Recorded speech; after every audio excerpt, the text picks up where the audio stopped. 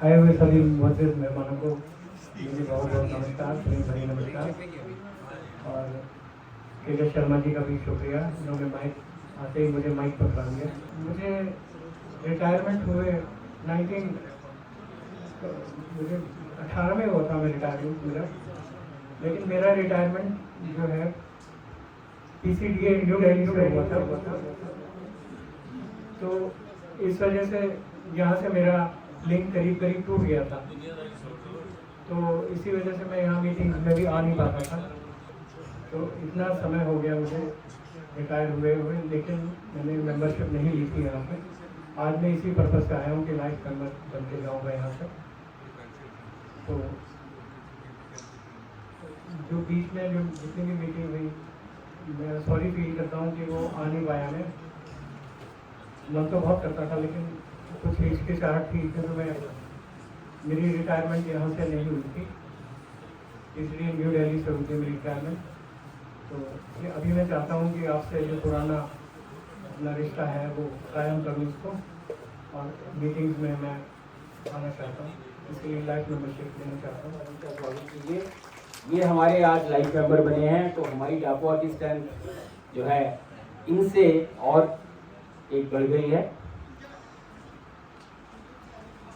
आज हमारे जो संकल्प बाय डाकुआ की कलेक्शन करने के लिए हमारे जो यहाँ होते हैं राजेंद्र सिंह जी, वो भी यहाँ उपस्थित नहीं है। तो मैं आपसे रिक्वेस्ट करता हूँ कि जो भी हमारे साथी संकल्प में डोनेशन करना चाहते हैं वो श्री नरेंद्र जी को जो है कंट्रीब्यूशन दे देंगे। नरेंद्र जी आप उनको नोट कर दीजिएगा प्लीज जितना। तो दोस्तों, तो सबसे पहले मैं मंच पर आमंत्रण देता हूँ श्री SP सिंह जी को।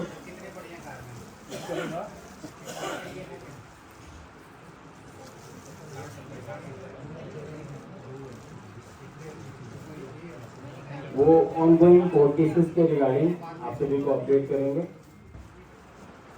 सीनियर मेंबर्स का उपस्थिति होना हमारी एसोसिएशन को और भी ज़्यादा मॉरल सपोर्ट देता है कि हमें कोई गाइड करने वाला है। ऐसा जहाज नहीं है जो बिना लाइट हाउस के आगे बढ़ जाए, तो लाइट हाउस का होना बहुत जरूरी है। अभी हमारी जो आप सबको पता है पे एक मिशन बैठा हुआ है, तो उसके लिए डाकुआ की ओर से पहले टर्म्स ऑफ रेफरेंस के लिए भी लेटर लिखी गई थी। इसमें पेंशन को भी डालो भाई, उसमें पेंशन का कोई जिक्र नहीं था। तो जब ज़्यादा हो हल्ला हुआ सबने, तो फिर अल्टीमेटली गवर्नमेंट को पार्लियामेंट में ये रिटर्न रिप्लाई देना पड़ा कि नहीं, ऐसी बात नहीं है। वो जो वैलिडेशन ऑफ पेंशन एक्ट हमने निकाला है उसके साथ इसको कंफ्यूज मत करो, पेंशन को हम इंक्लूड करेंगे। तो उन्होंने इंश्योरेंस तो दे दिए, लेकिन हमारी समझ में ये नहीं आया कि जो वैलिडेशन पेंशन रूल का एक्ट निकाला वो भी फाइनेंस बिल के साथ लगा दी, उसकी जरूरत क्या थी। DS नाकरा साहब हमारे पेंशन, उनकी जो एक जजमेंट हुई थी 1782 में हुई थी शायद, तो उनका जो जजमेंट का डे है वो पेंशन डे के रूप में मनाया जाता है, क्योंकि वो लैंडमार्क जजमेंट थी जिसमें सुप्रीम कोर्ट ने क्लियर बोल दिया था कि ये कोई आप खैरात नहीं बांट रहे, पेंशन तो देना है, डेफर्ड वेज है। अब जिसको ये कही जा रहे हैं कि ये अनफंडेड कॉस्ट ऑफ, अनफंडेड पता नहीं कहाँ से होगी। जब डेफर्ड वेज है तो डेफर्ड वेज का मतलब है वो आपने निकाल के रखा हुआ, उसका प्रोविजन कहीं ना कहीं। तो डेफर्ड वेज की तो कितने एम्प्लॉय है, हर महीने उसकी डेफर्ड वेज निकाल के तो पता नहीं कितने पैसे जमा होंगे। तो एक तो ये था कि पेंशन खैरात नहीं है, इसको आप बोलने का। दूसरा जो है कि पेंशन के ग्रुप नहीं क्रिएट कर सकते, आप ग्रुप ही नहीं कर सकते हो। नाकरा साहब जो थी वो 79 में शायद उनकी रिटायरमेंट हुई थी। जो एक जजमेंट हुई थी लिबरलाइज पेंशन रूल थे, वो एक 76 फिर उसको इम्प्लीमेंट करने की इंटेंशन थी गवर्नमेंट की। तो जो उससे पहले रिटायर हुए, उसके बाद में रिटायर हुए, उनको नहीं होगा तो वो जजमेंट, वो लैंडमार्क जजमेंट थी कि नहीं आप ऐसे नहीं कर सकते। तो अब जब सारी जो एसोसिएशन थी उनका प्रेशर पड़ा तो लिख के दे दिया, तो डब्बा की भी उसमें योगदान रहा। अब हमने फिर दोबारा एक चिट्ठी जो 25 दिसंबर को लिखी, इसमें काफी पॉइंट हमने रेज करे। फिटमेंट फैक्टर जो है उसका भी जिक्र करा कि मिनिमम पेंशन क्या होनी चाहिए, वो भी जिक्र करा। तो हमने जो गलती से जो एक चिट्ठी हमने 24 तारीख को निकाल दी थी, उसमें वो पैरा मीठा हो गया, पता नहीं कैसे हो गया। और जब डिस्पैच कर दिया तो चड्डा साहब का फोन आ रहा है, यार एसपी सिंह जी इसमें वो कहाँ, वो तो वही मैं यार वो ध्यान से देख भाई। जब मैंने भी देखा तो मैं कहा यार ये तो गड़बड़ होगी। तो वो फिर फिटमेंट फैक्टर वाला और मिनिमम और कितनी पेंशन होनी चाहिए, मिनिमम सैलरी कितनी होनी चाहिए, वो उसमें लिखा। उसको चिट्ठी को हमने दोबारा रिवाइज करके इशू करा। बाकी चीजें सारी वही हैं, बस सिर्फ वो पैरा जो था उसको हमने रिवाइज करा। तो उससे एक बात का हमें एहसास हुआ, अब क्योंकि ये सारी की सारी कॉरस्पॉन्डेंस मैं लगा रहता हूँ, कंप्यूटर खुला रहता है, दिमाग में जो भी चीज़ आती है वो नोट कर देते हैं, एक दिन का काम तो होता नहीं। तो ये जो इसमें भी कम से कम भी 20-25 दिन का काम था ये, तो हौली हौली मैं टाइप करता गया धीरे धीरे जो भी है। अब इतना एक्सपर्टाइज भी नहीं है कंप्यूटर में, कर्सर बढ़ जाता है, जो लिखा होता है वो उड़ जाता है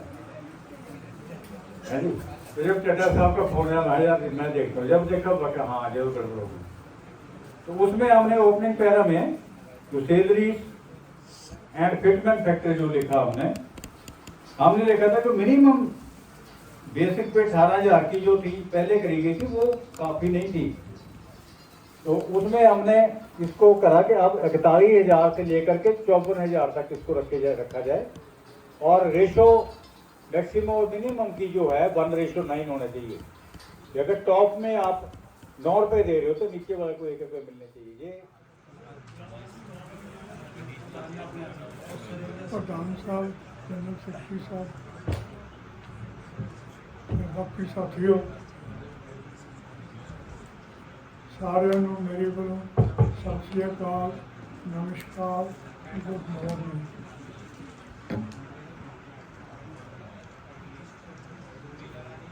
ਇਹਨਾਂ ਸਾਥੀਆਂ ਦਾ ਜਨਮ ਦਿਨ ਇਸ ਮਹੀਨੇ ਪੈਂਦਾ ਹੈ,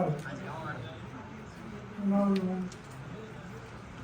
ਮੇਰੇ ਵੱਲੋਂ ਤੇ ਡਾਕਟਰਾਂ ਵੱਲੋਂ ਬਹੁਤ ਵਧਾਈ।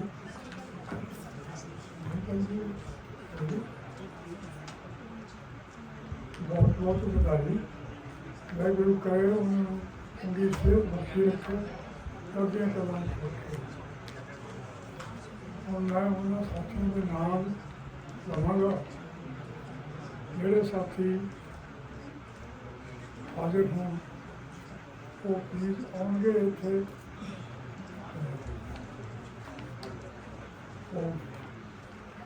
केक भी कट्टणगे तो गिफ्ट भी लेंगे।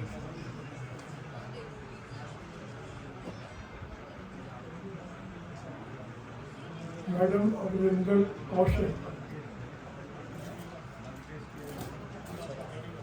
बलबीर सिंह,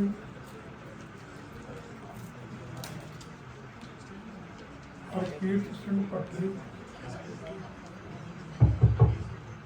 जगदीश सिंह सैनी। जगदीश सिंह सैनी जी, प्लीज जिनके नाम जो है घोषणा किए जा रहे हैं, please come over the stage near the cake. Jagdish Singh Marwa, Jagdish Singh Verma जी,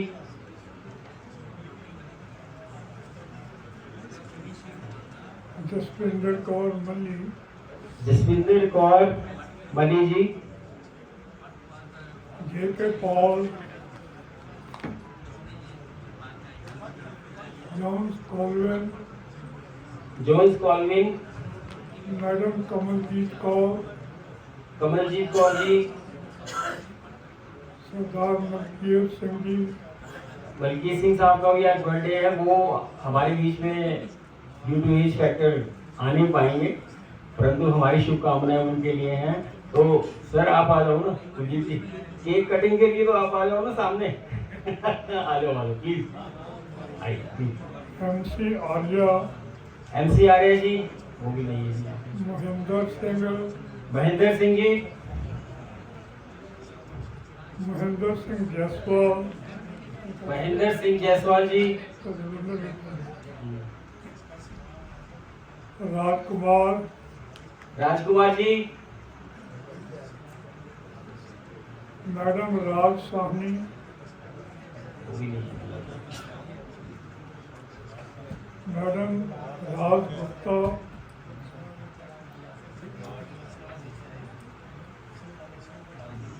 राम मूर्ति जी,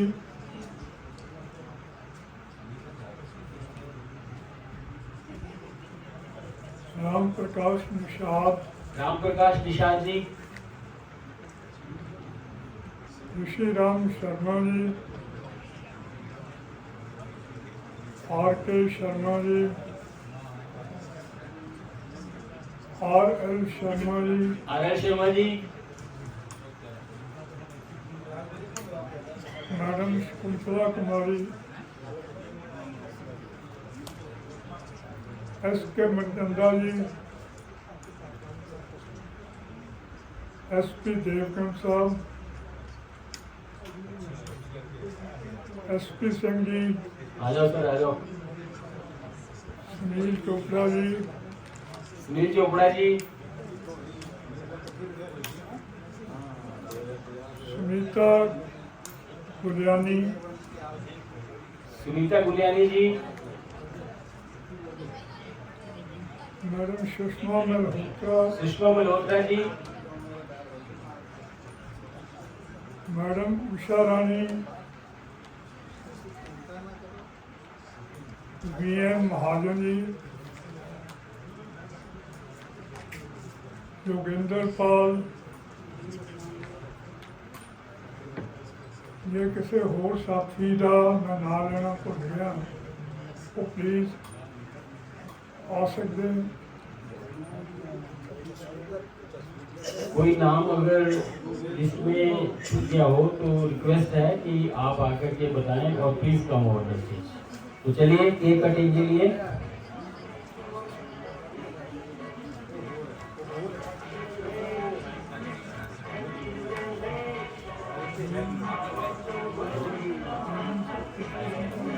हाँ, मैं रिक्वेस्ट करता हूँ हमारे पैटर्न सर से, प्लीज कम आ जाइए सर, आइए।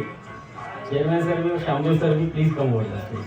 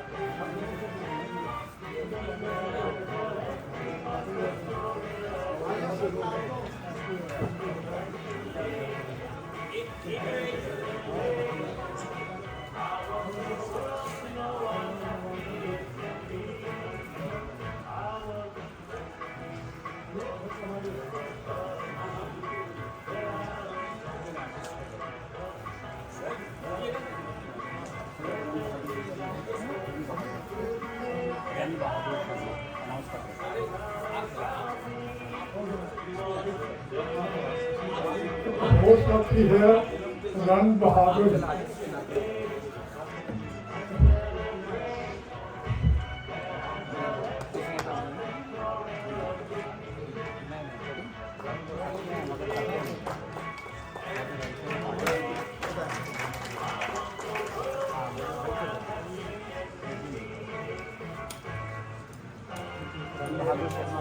Statutory rule. Statutory rule ये है कि all government servants and their dependents, spouses, are entitled to free medical care throughout their lives. Free medical care throughout their lives. Court सिर्फ उसी point को देखता है. आपने इतनी इंस्ट्रक्शन बनाई है कि ये दवाई नहीं देंगे, ये देंगे, वो नहीं देंगे, ये काटेंगे. No court believes. So court only gives a judgment on the statutory provision. It will not follow the administrative instructions. CCS attendance rules जो है medical rules, they are in the nature of administrative instructions. तो ये फर्क होता है उसमें. बस that is what I wanted to clarify.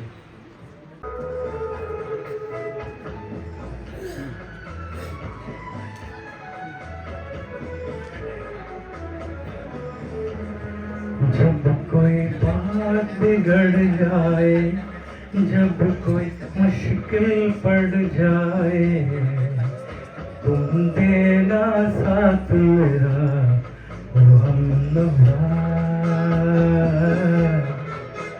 कोई बात बिगड़ जाए, जब कोई मुश्किल पड़ जाए, तुम देना साथ मेरा न कोई है न कोई था जिंदगी में तुम्हारे सिवा, तुम देना साथ मेरा वो हमदर्द. तुम देना साथ मेरा वो हमदर्द.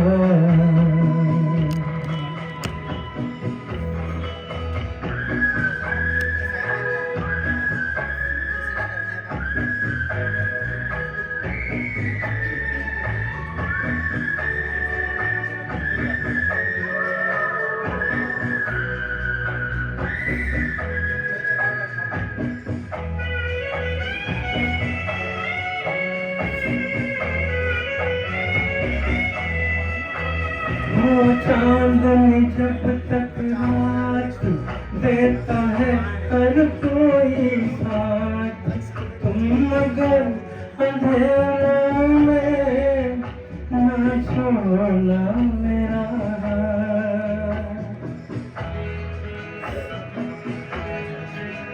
ओ चांदनी जब तक रात देता है हर कोई साथ, तुम मगर अंधेरों में न छोड़ना मेरा हाथ. जब कोई बात बिगड़ जाए, जब कोई मुश्किल पड़ जाए, तुम देना साथ मेरा वो हमदर्द.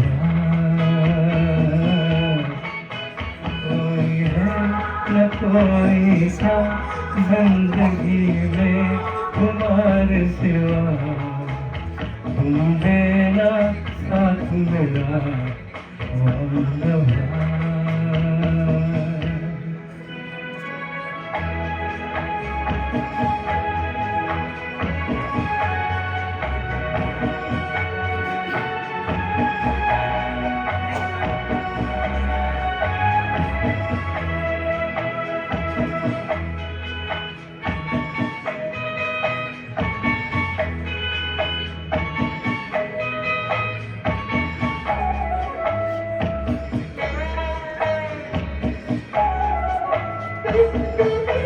वफादारी की वो रस्में निभाएंगे हम तुम कसमें, एक भी सांस जिंदगी की जब तक हो अपने बस में।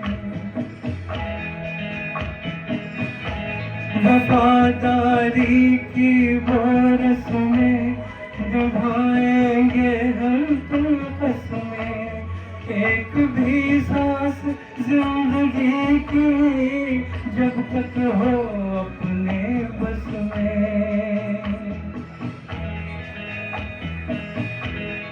जब कोई बात बिगड़ जाए, जब कोई मुश्किल पड़ जाए, तुम देना साथ मेरा वो हमनवा।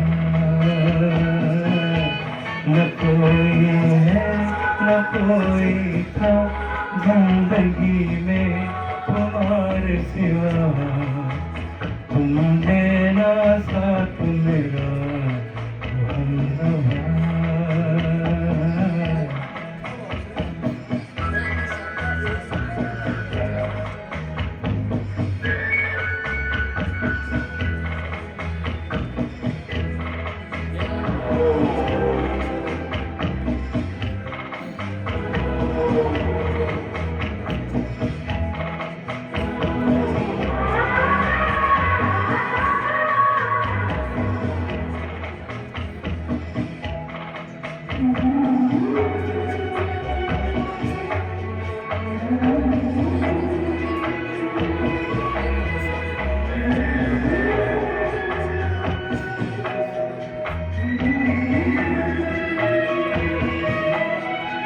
दिल को मेरे हुआ यकीन, हम पहले भी मिले कहीं, सिलसिला इस सदियों का कोई आज की बात नहीं।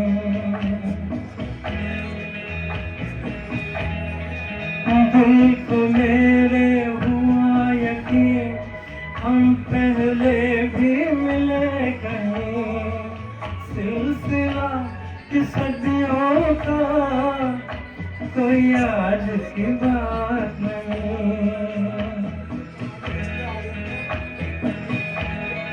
जब कोई बात बिगड़ जाए, जब कोई मुश्किल पड़ जाए, तुम देना साथ मेरा वो हमनवा।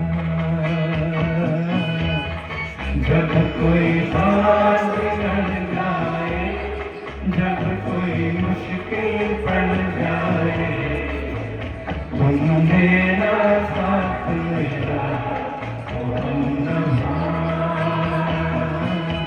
न कोई है न कोई था जिंदगी में तुम्हारे सिवा, तुम देना साथ मेरा वो हमनवा।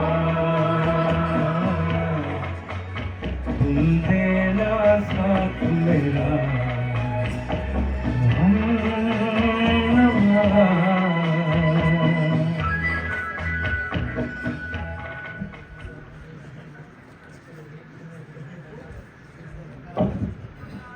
दोस्तों, लास्ट मंथ की मीटिंग में आप सभी ने, आप में से कुछ साथियों ने कुछ कलेक्शंस किए थे।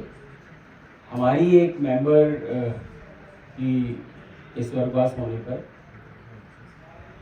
ये सोच करके कि हम उनकी जो फैमिली है उनको कुछ सपोर्ट, फाइनेंशियल सपोर्ट कर सकें। तो जो मेंबर हमारे बीच नहीं रही, उनकी 2 बेटियां हैं, उनमें से एक बेटी बेडरिडन है। तो हमारे मेंबर्स ने कुछ ने ये डिसाइड किया कि हम जो है अपनी तरफ से उनको कुछ कंट्रीब्यूशंस दे दें। तो इसमें कुछ कलेक्शन किया गया था, लेकिन अब बाद में जब उनके परिवार वालों से बात की, उनकी बिटिया से बात की, तो उन्होंने किसी भी तरह के फाइनेंशियल सपोर्ट को लेने से मना कर दिया।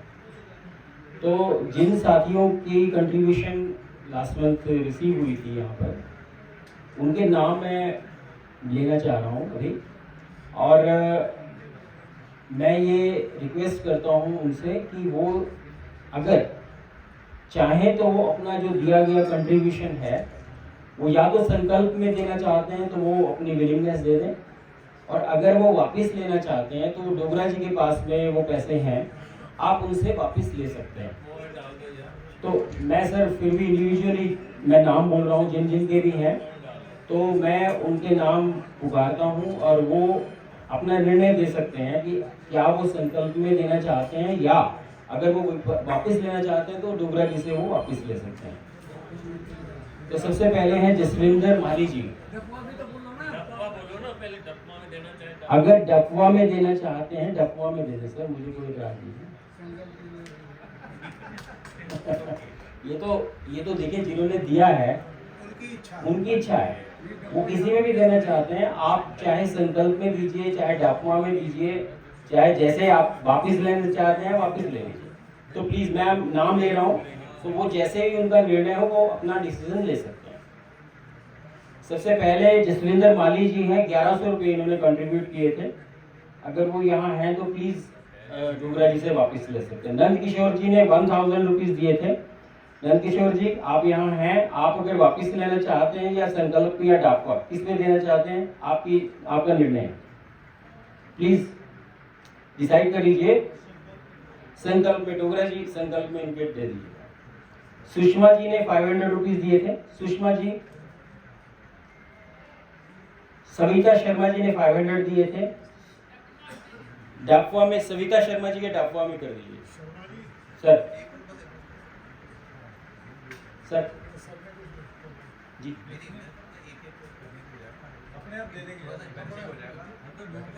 अच्छा ठीक। मैं सर फटाफट अगर कहें तो मैं नाम बोल देता हूँ, वो अपने आप जैसे ही।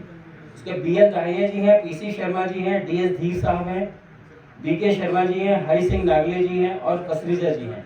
इनका कंट्रीब्यूशन है डोगरा जी के पास है संकल्प या डाकवा या वापसी, जैसे वो चाहते हैं वो डिसीजन ले। अब आज मैं स्वागत करना चाहता हूँ DK जायसवाल जी, हमारे लाइफ मेंबर बने हैं, जोरदार तालियों के साथ उनका अभिनंदन। रण बहादुर जी हमारे लाइफ मेंबर बने हैं, उनका भी जोरदार तालियों के साथ स्वागत। और बर्थडे सेलिब्रेशंस के मोड में हमारे जो मेंबर्स हैं उन्होंने डाकवा को अपनी कंट्रीब्यूशन दी है। श्री मलकीत सिंह साहब ने 1000 रुपीज भिजवाए हैं, जोरदार तालियों के साथ आप उनको अपनी विशेष दीजिए। HS जसल जी ने 500 दिए हैं। अमरिंदर कौशिक जी ने 500 दिए हैं। SP देवगन जी ने 500 दिए हैं। सुनील चोपड़ा जी ने 500 दिए हैं। ऋषि राम शर्मा जी ने 200 दिए हैं। जगदीश मारवा जी ने 1100 रुपये दिए हैं। अमरजीत कौर जी ने 500 रुपये दिए हैं। RL शर्मा जी लंच दे रहे हैं। तो जोरदार तालियों के साथ इन सबका अभिनंदन।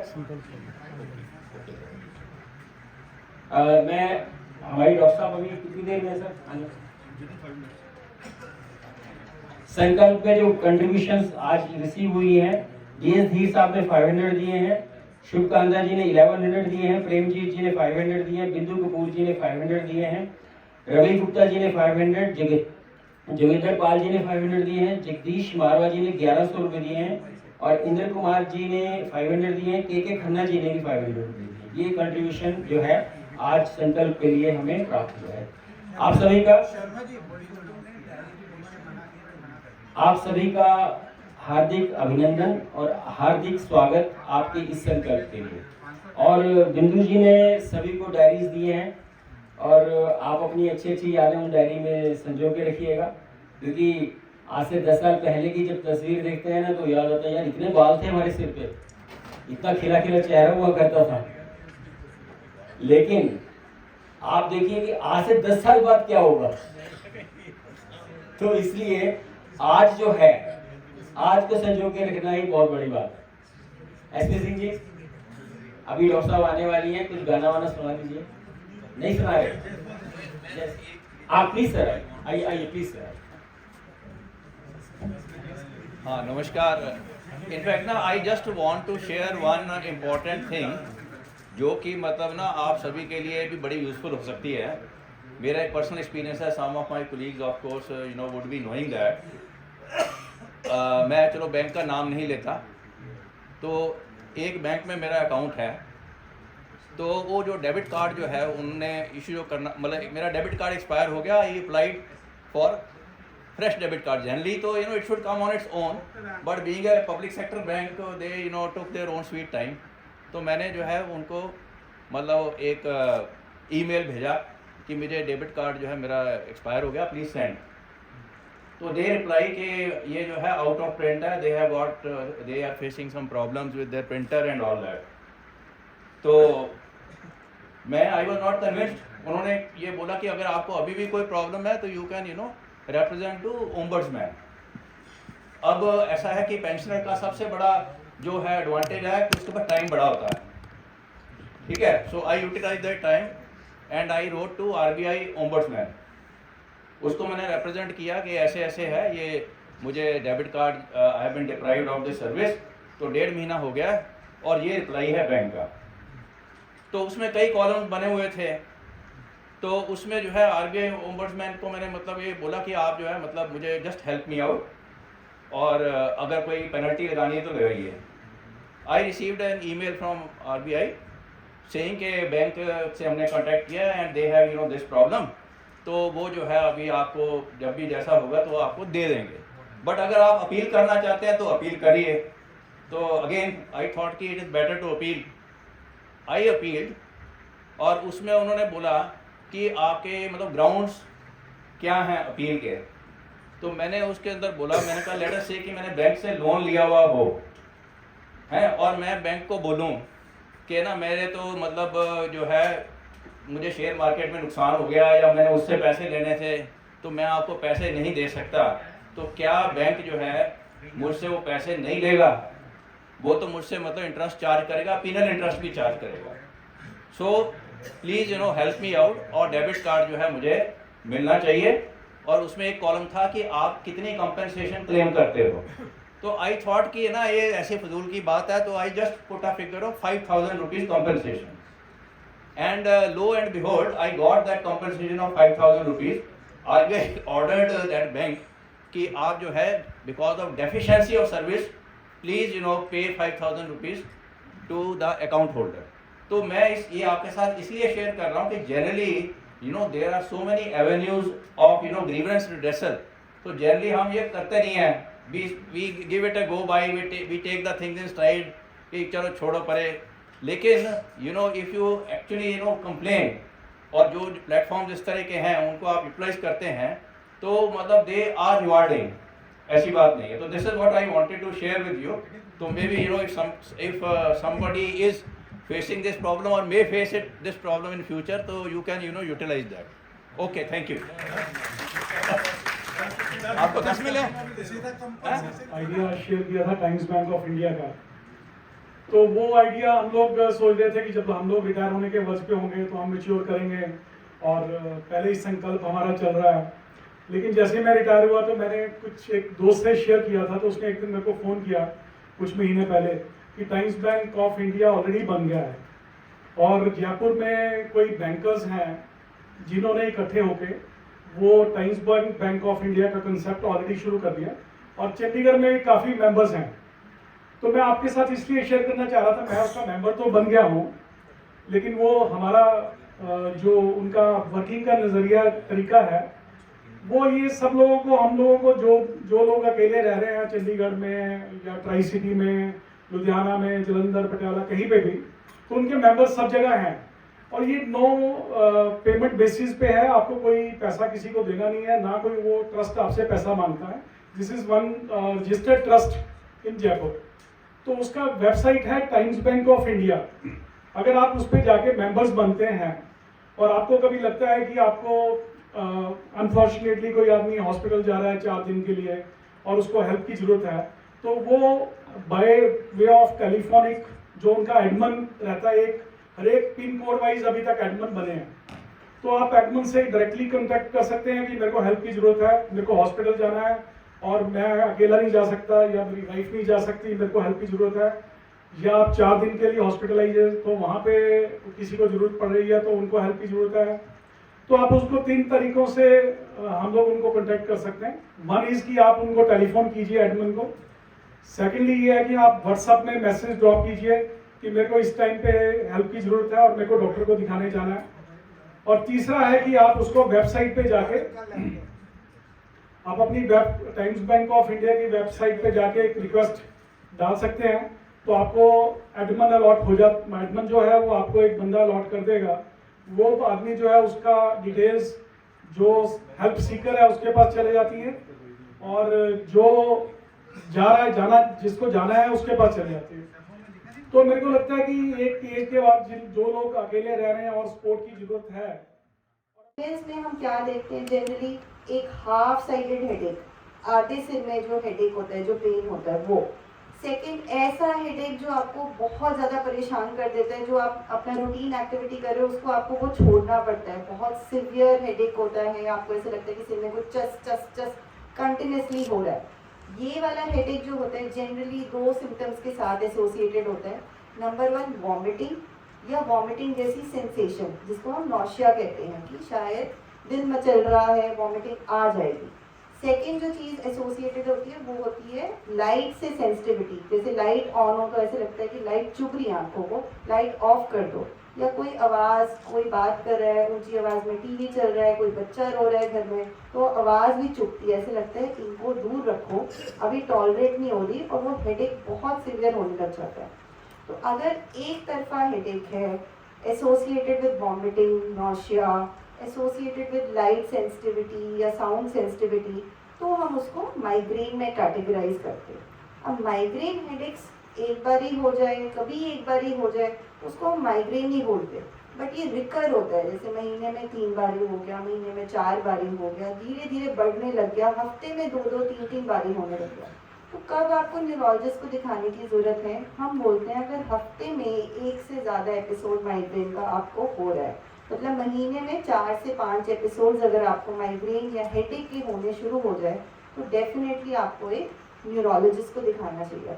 हम घर पे बैठे क्या कर सकते हैं? जनरली जब भी हेडेक शुरू होता है तो हम विदिन 30 मिनट्स टू 40 मिनट्स, जैसे घर में पैरासीटामॉल, कोई कॉम्बीफ्लैम या कोई पेन किलर पड़ी होती है, जनरली हम SOS के तरीके से उसको ले लेते हैं। मोस्ट ऑफ द टाइम 90% लोगों में आराम आ जाता है, जैसे पैरासीटामॉल की गोली खा ली, कॉम्बीफ्लैम की, ब्रूफिन की गोली खा ली। बट हमें इसको हैबिचुअल नहीं बनाना कि हफ्ते में 3 बारी हो रहा है, हफ्ते में 4 बारी हो रहा है और हम बार बार पैरासीटामॉल, बार बार ब्रूफिन, बार बार कॉम्बीफ्लैम खाई जा रहे हैं। वो चीज़ गलत है, क्योंकि वो क्या करती है, उसको हम कहते हैं मेडिकेशन ओवर यूज हेडेक।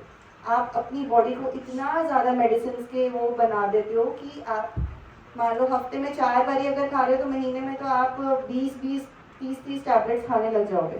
तो नेक्स्ट महीने जब आप वही गोलियां रिपीट करोगे, आपको कोई असर नहीं लगेगा, आपको लगेगा अभी तो ये भी काम नहीं कर रही है।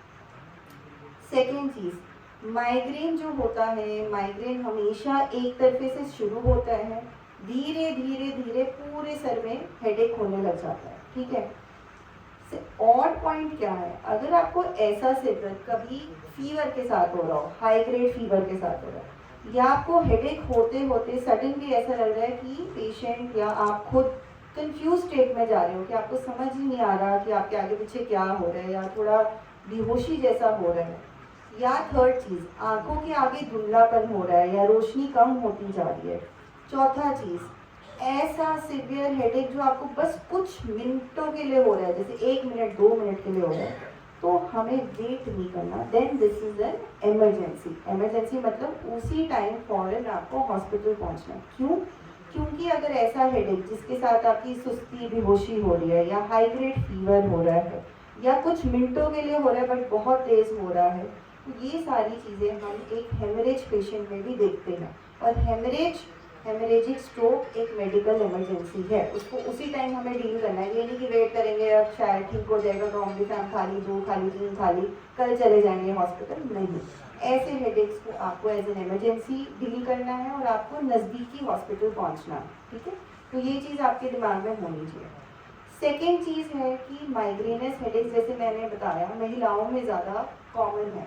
तो एक पर्टिकुलर एज ग्रुप जिसको हम बोलते हैं पेरीमेनोपॉजल एज ग्रुप, तो बहुत बारी क्या होता है, जब महीने जब कम होते हैं और मेनोपॉज का टाइम आता है, तब ये हेडेक्स हम देखते हैं कि 1/3 महिलाओं में बढ़ जाते हैं।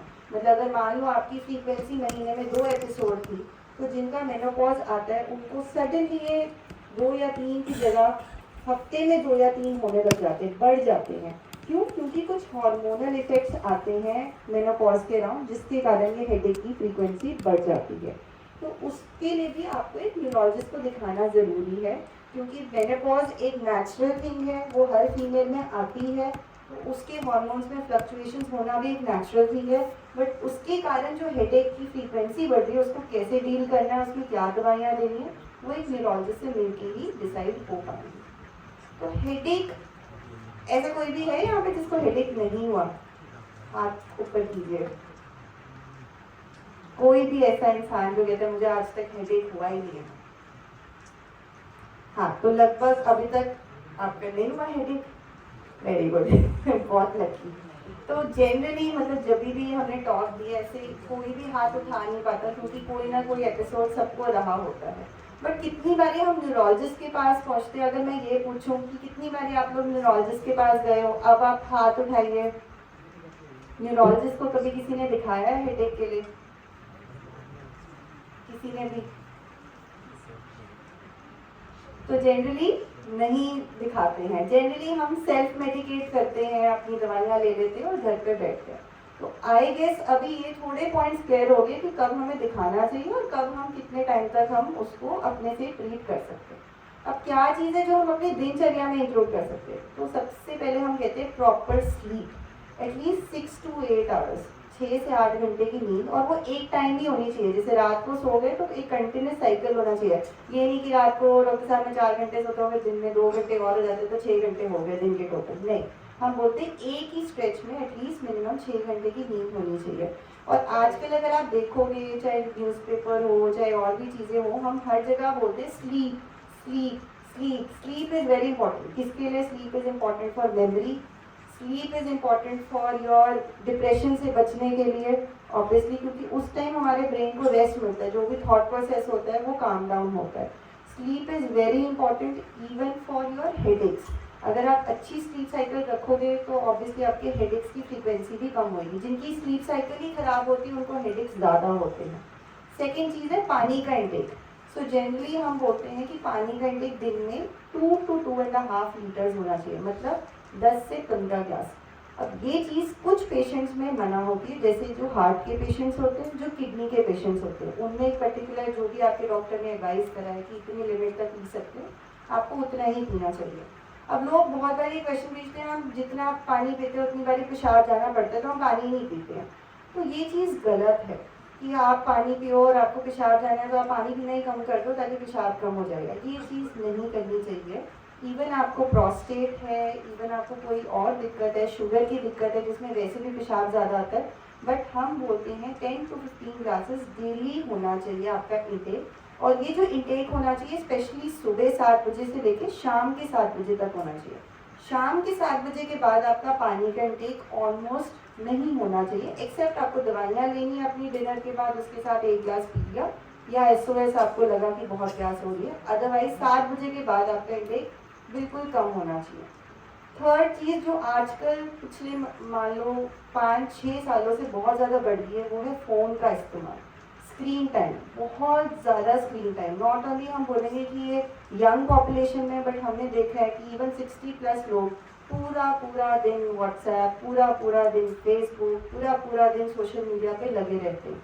अब आप इतना टाइम स्क्रीन टाइम लगाएंगे तो ऑब्वियसली कहीं ना कहीं आपकी आईज स्ट्रेन होंगी, आईज में ड्राइनेस बढ़ेगी, एंड ऑब्वियसली वो इनडायरेक्टली आपका हेडेक को कंट्रीब्यूट करेगी, जिसको हम स्क्रीन एसोसिएटेड हेडेक्स बोलते हैं। ठीक है, तो वो काफ़ी कॉमन होने लग गया और ये यंग पॉपुलेशन की नहीं है, इवन 60+ हम देखते हैं। थर्ड चीज़ जो हमें करनी चाहिए, हम नॉर्मली कहते हैं हाँ आज सिर दर्द हो गया, आज अच्छी अदरक वाली चाय बना दो, उससे दर्द ठीक हो जाएगा, और हम दिन में 3-3, 4-4, 5-5 कप चाय की पीते हैं। तो ये सबसे बड़ा मिथ है, चाय से सिर दर्द नहीं ठीक होता। ये हम अपने आप की एक साइकोलॉजिकल थिंकिंग है कि हम बोलते हैं चाय पी लेंगे, अदरक वाली पी लेंगे, इलायची वाली पी लेंगे, उससे हेडेक ठीक हो जाएगा। एक्चुअल में हम उल्टा मानते हैं। हमारी साइंस कहती है कि चाय पीना या कॉफ़ी पीना, कैफीन, ये दोनों चीज़ें हेडेक को और स्टिमुलेट करती है, क्योंकि दोनों टैनिक एसिड जो टी में होता है और कैफीन जो कॉफ़ी में होता है, दोनों ब्रेन स्टिमुलेंट्स हैं। वो ब्रेन को रिलैक्स नहीं करते, स्टिमुलेट करते हैं कि जाग जाओ। तो वो हेडेक को और बढ़ावा देते हैं, क्योंकि कुछ केमिकल्स ऐसे रिलीज होते हैं जो हेडेक्स को और बढ़ावा दे देते हैं। नेक्स्ट जो हमें ध्यान रखना चाहिए, जिसको माइग्रेन या हेडेक्स है, स्पाइसी, तीखी तली हुई चीज़ें कम, उससे भी हेडेक्स बहुत ज़्यादा बढ़ते हैं। तो वो चीज़ें हमें कंट्रीब्यूट करती हैं। किन्हीं में कुछ लोग होंगे जिनको लगता है कि हेडेक्स तब भी बढ़ जाते हैं जब वो कोई स्मेल, जैसे स्ट्रॉन्ग स्मेल, जैसे परफ्यूम्स यूज़ कर रहा है, कोई इतर यूज़ कर रहा है, कोई डीजल पेट्रोल भरवाने जा रहा है, तो वहाँ पे जब तक पेट्रोल भर रहा है तब उतनी देर में ही हेडेक्स शुरू हो जाता है। तो ये भी हम कहते हैं, जैसे फोटो सेंसिटिविटी है लाइट को, वैसे किसी किसी को स्मेल सेंसिटिविटी होता है, या फीमेल्स में तड़का लगा रहे हैं बस उतनी देर में ही हेडेक होना स्टार्ट हो गया। तो जो चीज़ें आपको लग रहा है आप रिफ्रेन कर सकते हो, आप उनसे बच सकते हो, वो आपको कोशिश करनी चाहिए। तो ये कुछ पॉइंट्स है, proper sleep, proper water intake, avoid spicy खाना नहीं खाना है, चाय कॉफ़ी का इनटेक कम होना चाहिए, और आपका फ़ोन का इस्तेमाल हम बोलते हैं 1.5 से 2 घंटे से ज़्यादा नहीं होना चाहिए। स्क्रीन टाइम, लैपटॉप हो, टीवी हो या आपका फ़ोन हो, सब कुछ मिला के, तो वो चीज़ आपको ध्यान रखनी है। सेकेंड, और जो हम बोलते हैं कि बहुत इंपॉर्टेंट चीज़ है, विच इज़ स्ट्रोक। स्ट्रोक को क्या क्या बोलते हैं? स्ट्रोक को हम लकवा बोलते हैं, स्ट्रोक को हम अधरंग का अटैक बोलते हैं, पैरालिसिस बोलते हैं। तो स्ट्रोक क्या चीज़ होती है? स्ट्रोक बेसिकली 2 तरीके के होते हैं। एक, जैसे मैंने आपको पहले बताया, हेमरेज, और दूसरा जो होता है स्ट्रोक, वो हम कहते हैं इश्कीमिक। इश्कीमिक मतलब क्लॉट हो गया दिमाग में। तो अब दोनों जो स्ट्रोक हैं, दोनों के अलग फैक्टर्स होते हैं। तो हेमरेज क्या होता है? हेमरेज होता है जनरली जब हाई बीपी हो, आपका बीपी अनकंट्रोल हो गया, बहुत ज़्यादा शूट हो गया, तो जो खून की नाड़ी है वो हाई बीपी के कारण फट गई, और जब फट गई तो वहाँ पे खून का बहाव हो गया, जिसको हम हेमरेज कहते हैं। सेकेंड, जो हम बोलते हैं इश्कीमिक स्ट्रोक या क्लॉटिंग वाला स्ट्रोक, जो एक्चुअली ज़्यादा कॉमन होते हैं। 80% ऑफ द स्ट्रोक्स जो होते हैं वो क्लॉटिंग वाले होते हैं, इश्कीमिक स्ट्रोक। 20% जो स्ट्रोक्स होते हैं वो हेमरेज होते हैं, जो मतलब ब्लीडिंग के कारण हो गया। तो जो क्लॉटिंग होती है वो होता है कि आपका खून जो जा रहा है वो बहाव एक जगह जाके रुक जाता है, क्योंकि वहाँ पे कोई खून का थक्का जम जाता है जो आगे के मतलब खून के बहाव को रोक देता है, जिसके कारण हम बोलते हैं कि ब्रेन धीरे धीरे धीरे विद टाइम डैमेज होता रहता है, क्योंकि खून की सप्लाई नहीं जा रही तो वो एरिया डेड होने लग जाता है। अब ये चीज़ भी एक मेडिकल इमरजेंसी है, और इसका एक छोटा सा हम याद रखने के लिए बोलते हैं, एक निमोनिक होता है जिसको हम कहते हैं बी फास्ट। तो बी का मतलब है बी फॉर बैलेंस। अगर अचानक से बैलेंस में किसी को डगमगाहट होना शुरू हो गया। ई मतलब आईज, मतलब विजन में कोई अचानक से प्रॉब्लम आ गई, मतलब सुबह घर से निकले तो ठीक है, बैठे बैठे ही आपको कुछ मिनटों में या कुछ सेकंड में अचानक से अंधेरा या विजन में प्रॉब्लम लग रही है। एफ मतलब कि फेस, फेस में कोई तिरछापन या एसिमेट्री आ रही है, इधर जा रहा है या उधर जा रहा है, फेस में कोई ड्रूपिंग लग रही है। ए मतलब आर्म, आर्म या लेग में कोई वीकनेस आ रही है। एस मतलब कि स्पीच, आपके बोलने में कोई तोतलापन आ रहा है या बोलना बंद हो गया अचानक से। और टी मतलब टाइम। तो टाइम क्यों? क्योंकि स्ट्रोक में टाइम सबसे इम्पोर्टेंट है। ब्रेन जो सारा है वो टाइम के साथ चलता है, मतलब 3 सेकेंड के टाइम में भी ब्रेन की सेल्स जो होती हैं वो बनने शुरू हो जाती है, डेड होने शुरू हो जाती है। तो बी फास्ट, नाम में ही लिखा हुआ B fast, balance, eyes, face, arms, S speech, और टी मतलब टाइम। तो ये आपको याद रखना है। अगर ऐसे अचानक से कोई भी लक्षण किसी को भी, आपके घर में, आपके पड़ोस में किसी को भी ऐसे होने लग जाए, तो फ़ौरन से फ़ौरन आपने इमरजेंसी रश करना है, बिकॉज ये सारे लक्षण जो हैं वो स्ट्रोक के लक्षण हैं, और स्ट्रोक को डील हमने एज ए इमरजेंसी करना है। तो आपने बहुत बारी सुना भी होगा कि हम बोलते हैं कि जब भी किसी को ऐसे लक्षण आ रहे हैं, कोई सिम्टम्स आ रहे हैं, तो आप हॉस्पिटल जल्द से जल्द, मतलब 4 से 4.5 घंटे के टाइम में पहुंच जाइए। क्यों हम वो एक टाइम बताते हैं 4 से 4.5 घंटे? बिकॉज ये टाइम है जो हम एक गोल्डन पीरियड बोलते हैं, जिसमें इंजेक्शन यूज़ कर सकते हैं, जिससे हम क्लॉट को मतलब तोड़ सकते हैं, जिसको हम क्लॉट लाइसिस इंजेक्शन बोलते हैं या थ्रोम्बोलिसिस बोलते हैं। और ये 4.5 आवर्स का ही पीरियड है। अगर आप 8वें घंटे पे आए, अगर आप 10वें घंटे पे आए और बोल दें अब हमें टीका लगा दो, वो पॉसिबल नहीं होता, क्योंकि रिस्क ऑफ ब्लीडिंग उसके बाद बढ़ जाती है। तो अगर आप 4-4.5 घंटे में आए तो ऑब्वियसली वो ट्रीटमेंट आपको दी जा सकती है, बट अगर आप 8वें-10वें घंटे पे आए तो वो चीज़ पॉसिबल नहीं है। अब 4-4.5 घंटे में भी क्या होता है, बहुत बारी पेशेंट ऐसे आया कि अभी हॉस्पिटल की एम्बुलेंस रुकी है 4.5 घंटे पे, वो कहते हैं हम तो पहुंच गए हॉस्पिटल में, तब भी हमें टीका नहीं लगा। क्यों नहीं लगा टीका? क्योंकि आप आए तो सबसे पहले आपको हॉस्पिटल में आके आपका जो भी है बीपी, शुगर सब चेक करा, डॉक्टर ने आपको असेस करा कि कौन सी कमजोरी है। अब उस असेसमेंट के बाद ही वो आपको आगे बोलेगा कि सीटी स्कैन करवाओ। सीटी स्कैन क्यों करवाओ? ये देखने के लिए कोई हेमरेज तो नहीं है, क्योंकि हेमरेज में वो दवाई नहीं देनी चाहिए। तो हम ये सारी चीज़ें करने में ही आप मान लो 20 से 25 मिनट का टाइम मिनिमम लग जाता है। तो ऐसा नहीं है कि अगर 4.5 घंटे का टाइम पीरियड बोले तो आपने 4.5 घंटे पे ही एम्बुलेंस को वहाँ रोकना है। आप ट्राई करिए जितना जल्दी आ सके, आधे घंटे में, 1 घंटे में, 2 घंटे में, बिकॉज ये सारी चीज़ें करनी एक टास्क होता है, एक पूरी स्ट्रोक टीम होती है, टीम लगती है। ये वाइटल्स करने हैं, ये फिर सीटी स्कैन करा, सीटी स्कैन करके न्यूरोलॉजिस्ट से डिस्कस करा कि हाँ जी हेमरेज नहीं आया, फिर ये वेट है, ये डोज है, ये लगाना है, ऐसे करना है। वो सारी चीज़ों में टाइम लगता है और वो एक कोऑर्डिनेटेड स्ट्रोक टीम हमारे हॉस्पिटल में अवेलेबल है, सीटी अवेलेबल है, एमआरआई फैसिलिटी भी अवेलेबल है, और ये सारी चीज़ें होना ज़रूरी है किसी भी स्ट्रोक थ्रोम्बोलिसिस के लिए। मतलब हम बाहर कोई आ रहा है, कोई रामगढ़ साइड से आ रहा है, कोई दूर से आ रहा है, वहाँ पे सीटी स्कैन नहीं है, तो स्पेशली उन सारे पेशेंट्स के लिए जिनके लिए जैसे हॉस्पिटल आधे 1 घंटे की दूरी पे, उनको फ़ौरन पहुँच जाना चाहिए। थर्ड चीज़ है जो इस एज ग्रुप में कॉमन है, 60+ एज ग्रुप में, दैट इज़ पार्किंसंस।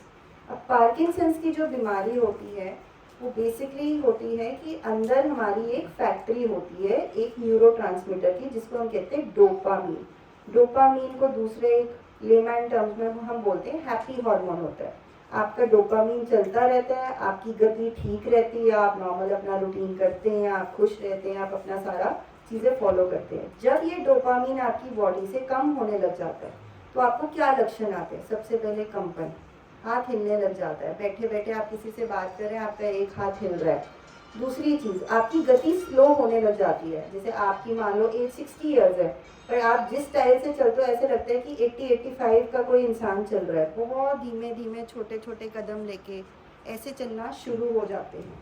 थर्ड चीज़ है फॉल्स, फ्रीक्वेंट फॉल्स होना, कि नॉर्मल प्लेन रास्ते पे भी नॉर्मल चल रहे हैं पर गिर रहे हैं, क्योंकि पॉस्चर की इंस्टेबिलिटी होती है, बैलेंस नहीं ठीक बन पाता। जो आपके पैर है वो सीधे चलते चलते एक के आगे एक आने लग जाते हैं, शफलिंग ऑफ गेट कहते हैं हम, कि एक के आगे एक पैर आता है और खुद ही गिर जाते हैं अचानक से।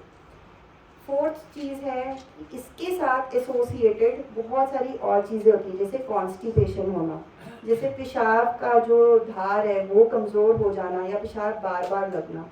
थर्ड है मूड में बिल्कुल ही सुस्ती आ जाना, कोई भी अपने काम के लिए या दिनचर्या में जो आप रूटीन फॉलो करते हो उसके लिए मन नहीं रहना, आपको ज़बरदस्ती बोलना पड़ता है जाइए नहाइए, जाइए ये करिए, ये खाइए, टेबल पे खाना रख दिया है खा लो, ये सारी चीज़ें।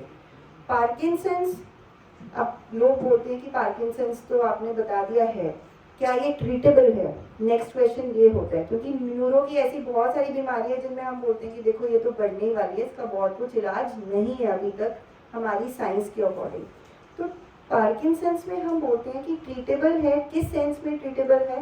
कि ये बीमारी रिवर्स तो नहीं होगी, आप जैसे पहले थे वैसे तो नहीं हो पाएंगे, बट ये जो आपकी सिम्टम्स है, जो लक्षण है, जैसे कंपन है, जैसे चलने में रुकावट है, जैसे आप बार बार गिर रहे हैं, या आपकी इमोशनल जो सारी चीज़ें हैं वो बिगड़ती जा रही है, डिप्रेसिव हो रहे हैं, तो उन सब का सिम्टोमेटिक केयर है। और आजकल मतलब अब हो गए हैं 20 साल से प्लस हो गए हैं कि एडवांस टेक्निक्स आने लगी हैं, जैसे DBS, जैसे हार्ट का पेसमेकर होता है वैसे ही ब्रेन में एक पेसमेकर डालते हैं जिसको हम DBS या डीप ब्रेन स्टिमुलेशन कहते हैं। बट हर पार्किंसंस का मरीज DBS का कैंडिडेट है नहीं। कुछ पेशेंट्स होते हैं जो DBS करवा सकते हैं, कुछ होते हैं जिनमें बिल्कुल ही मना होता है कि ये करवाएंगे तो बल्कि एक तो फ़ायदा तो कुछ नहीं होगा, नुकसान और हो जाएगा, तो उनमें हम मना करते हैं कि DBS की सर्जरी नहीं करवानी। फिफ्थ चीज़ जो हम डिस्कस करेंगे वो है डिमेंशिया, मेमोरी लॉस। अब यहाँ पे अगर मैं पूछूं कितने लोगों को लगता है कि हम अपने दिनचर्या की बहुत सारी चीज़ें भूलने लग गए हैं? हाथ ऊपर करिए। सारे नहीं है, बहुत लोग कॉन्फिडेंट लग रहे हैं कि हमारी मेमोरी तो अच्छी है, तो ठीक है 1/3 है, which is a good number. 1/3 लोग ही कह रहे हैं कि जिनकी मेमोरी कम है, बाकी मेरे को काफ़ी लोग यहाँ पे ठीक लग रहे हैं कि कह रहे हैं हमारी मेमोरी अच्छी है।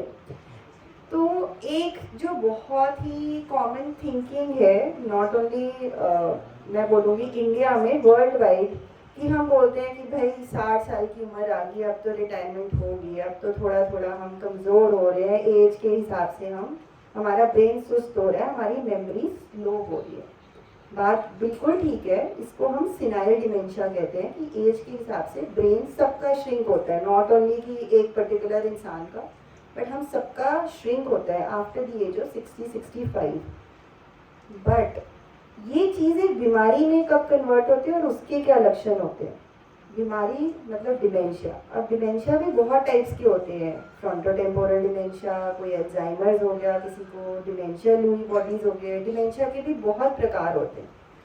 क्या होने लग जाता है कि याददाश्त तो धीरे धीरे बिगड़ती ही है, साथ में बिहेवियर चेंज होने लग जाता है। जो इंसान एक सोशली बहुत अच्छा है, अच्छे से बात करता है, वो सोशली ऑकवर्ड होने लग जाता है, वो उल्ट पटांग की बातें करने लग जाता है, जिनको वो जानते हैं उनसे भी अजीब से बातें करने लग जाता है, या तो बहुत ही हाइपर ओवर फ्रेंडली नेचर होने लग जाता है कि घर की एक एक छोटी छोटी बात, कि घर में ये हो रहा है, घर में ये चीज़ हो रही है, वो चीज़ है, वो भी अपने यार दोस्तों को बताने लग जाते हैं, या बिल्कुल ही चुप हो जाते हैं, साइलेंट, कि अपने परिवार वालों के साथ भी अपने घर की कोई बात हो उसमें भी पार्टिसिपेट नहीं करते।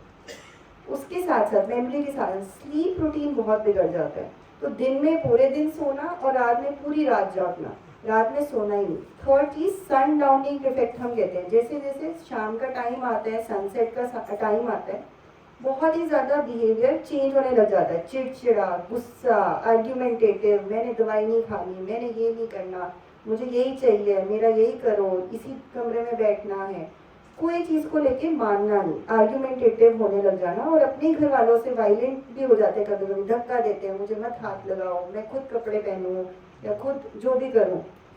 फिफ्थ चीज़ है, जब ये एडवांस होने लग जाता है कि आपकी डिपेंडेंसी बढ़ जाती है, जैसे आप जो भी कर रहे हैं, आपके घर वालों को आपके साथ 24 घंटे रहना पड़ता है, आप उठ रहे हो, आप बैठ रहे हो, आप वॉशरूम जा रहे हो, आप कुछ भी एक्टिविटी कर रहे हो, क्योंकि आपको एक कन्फ्यूजन स्टेट में होते हो, पता ही नहीं कहाँ जाना है, कौन से कमरे में बैठे थे, आप कौन से कमरे में जाना है, वॉशरूम इस साइड है या किचन इस साइड है, कंफ्यूज हो जाते हैं, चप्पल लेफ्ट और राइट में भी कंफ्यूज हो जाते हैं, सामने वालों को भी पहचानने में कंफ्यूजन हो जाती है, बेटी खड़ी है तो उसको बहू मान लेंगे, बहू खड़ी है तो उसको अपनी वाइफ मान लेंगे, बहुत ज़्यादा उल्टी फुल्टी चीज़ें।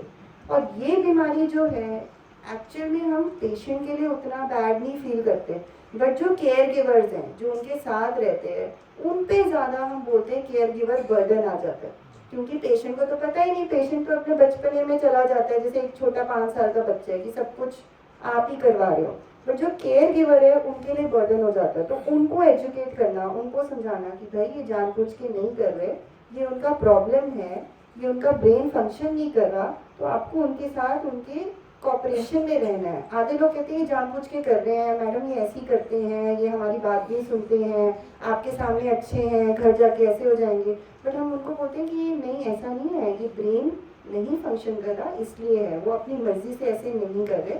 और उन लोगों को समझाना कि उनका बर्डन कैसे हम कम कर सकते हैं। तो ऐसा नहीं है कि एक ही फैमिली पूरे टाइम उनको ध्यान रखे, आपको रोटेट करना है, या आपको कोई नर्सिंग केयर या कोई ऐसी केयर टेकर की हेल्प रखनी पड़ती है ऐसे पेशेंट्स के साथ में, तो आपकी अपनी हेल्थ कॉम्प्रोमाइज हो जाएगी। 6 चीज़ कि हाथों और पैरों में झंझनाहट होना, जिसको हम न्यूरोपैथी कहते हैं। अब शुगर के मरीजों में तो ये बहुत ही कॉमन है, 80 to 90% of diabetics have diabetic neuropathy, मतलब हाथों पैरों में झंझनाहट होना, जलन होना, सेक निकलना, पैरों में ऐसे लगता है कोई दबा दे पैर तो आराम आ जाता है, नहीं तो नींद नहीं आती है, बहुत ज़्यादा ऐसे पैरों में लगता है कि बेचैनी है, कोई कीड़ियाँ चल रही हैं, तो ये सारे न्यूरोपैथी के लक्षण हैं। और इसको भी हम एक पर्टिकुलर वे से डील करते हैं, उसमें हमें कुछ नर्व कंडक्शन स्टडीज़ करवानी पड़ती हैं, कुछ बेसलाइन टेस्ट करवाने पड़ते हैं।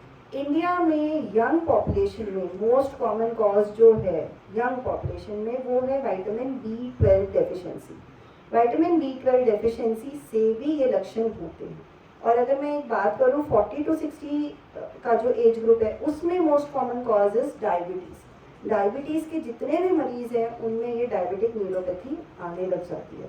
इसको छोड़ के और भी कुछ लक्षण होते हैं जो इवन स्पाइनल डिसऑर्डर से आते हैं, जैसे आपकी सर्वाइकल स्पाइन में कोई इशू है या लंबर स्पाइन में कोई इशू है तो उसके प्रति, जैसे शियाटिका का पेन है, फीमेल्स में बहुत कॉमन होता है, या जो मोटे लोग होते हैं, ओबीस होते हैं, उनमें भी बहुत कॉमन होता है, या जिनका एक्सेस सिटिंग जॉब है या ट्रैवलिंग बहुत ज़्यादा है उनमें कॉमन होता है। तो वो भी ऐसे ही कहते हैं कि कमर दर्द है बट पैरों में झंझनाहट है, पैरों में अच्छी ग्रिप नहीं लग रही, चप्पल फिसल रही है, चप्पल निकल रही है, हमें पेन होती है, रात भर नींद नहीं आती है। तो ये सारे लक्षण थोड़े कंबाइन होते हैं, नसों के कारण भी होते हैं और डिस्क के कारण भी होते हैं। तो ये हमें थोड़ा ध्यान रखना चाहिए कि ये लक्षण कब हमारे कुछ ज़्यादा बढ़ तो नहीं रहे। अगर शुगर है, अगर B12 डेफिशिएंसी है तो उनका तो इलाज करना ही करना है। डिस्क रिलेटेड कुछ प्रॉब्लम है, स्पाइन में डिस्क बहुत ज़्यादा खिसक रही है, वेदर ऑपरेशन की ज़रूरत है, वेदर दवाई से मैनेज होगा, इसके लिए आपको एक फिजिकल असेसमेंट की ज़रूरत है। लास्ट चीज़ जो मैं बताऊंगी वो है आपका जो, ये भी एक दिनचर्या से ही रिलेटेड है बेसिकली। तो कुछ लोग बहुत ज़्यादा अधिक लैपटॉप या फ़ोन का इस्तेमाल करते हैं और उनकी ये वाली जगह पे पेन होती है और ये वाले हाथ में कुछ उंगलियां स्पेशली थंब और फर्स्ट 2 फिंगर्स में पेन या ग्रिप की वीकनेस होने लग जाती है। ये भी थायराइड, शुगर और फीमेल्स में, और जो ओबीस फीमेल्स हैं थोड़ा जिनमें मोटापा ज़्यादा उनमें कॉमन है, जिसको हम कार्पल टनल सिंड्रोम बोलते हैं। इसका भी इलाज कैसे, इनिशियल स्टेजेस पे दवाइयों के साथ होता है, स्टेज थोड़ी बढ़ जाए तो लोकल यहाँ पे इंजेक्शन लगाया जाता है, उससे ज़्यादा भी कंट्रोल नहीं आ रहा, उससे भी फर्क नहीं पड़ रहा तो एक यहाँ छोटा सा चीरा डाल के सर्जरी होती है जिससे हम नर्व को डीकम्प्रेस करते हैं। ये भी फीमेल्स में ज़्यादा कॉमन होती है बट ऐसा नहीं है कि मेल्स में नहीं होती है। तो ये कुछ चीज़ें हैं, कोई न्यूरो की बीमारियां हैं जो आई थिंक सबको पता होनी चाहिए, कॉमनली पाई भी जाती हैं, और उसका कैसे हम जल्दी से जल्दी मतलब न्यूरोलॉजिस्ट को दिखा के इसको हम ठीक करवा पाएँ, that I think should be the major concern कि हम ये चीज़ें अब हमें पता है, अब हम अपने फैमिली में भी बता सकते हैं और हम आगे से ध्यान रखें कि अगर किसी को ऐसे लक्षण हैं तो हाँ भाई आप नज़दीकी जिस भी हॉस्पिटल आपके क्लोजेस्ट है वहाँ पे आप जाइए और न्यूरोलॉजिस्ट को दिखाइए। ठीक है, थैंक यू।